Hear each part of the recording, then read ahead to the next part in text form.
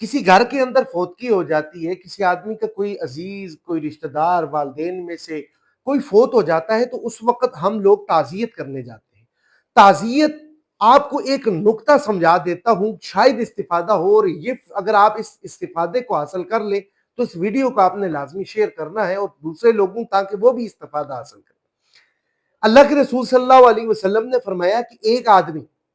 اگر ایک مرتبہ سورۃ اخلاص پڑھتا ہے اس سے ایک قرآن کی ایک تہائی کے ثواب، دو مرتبہ پڑھتا ہے دو تہائی، اور تین مرتبہ پڑھتا ہے تو پورے قرآن کا ثواب۔ تو اگر میں اور آپ کسی کے گھر میں تعزیت کرنے جاتے ہیں، کسی کے والد صاحب ہیں، کسی کی والدہ ہیں، کسی کا کوئی رشتہ دار ہے، ظاہری بات ہے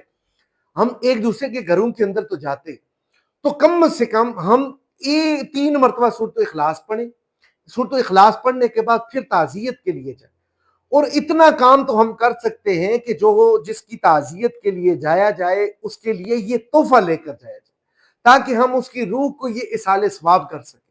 اگر کوئی آدمی قرآن حکیم کا کوئی حصہ پڑھ سکتا ہے، جس طرح سورۃ یاسین ہے، سورۃ الرحمن ہے، کوئی بھی سورت قرآن حکیم کی، تو وہ ضرور پڑھے، وہ پڑھ کر جائے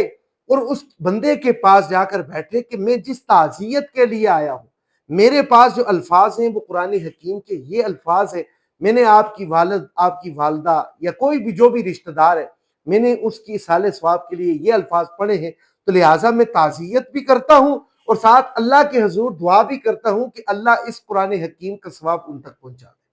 تو کیا خاص بات ہے کہ جب بھی ہم کسی کے گہاں جائیں تو اس کا یہ مطلب ہے ہم قرآن حکیم کا تحفہ لے کر جائیں۔ ہمارا جانا بھی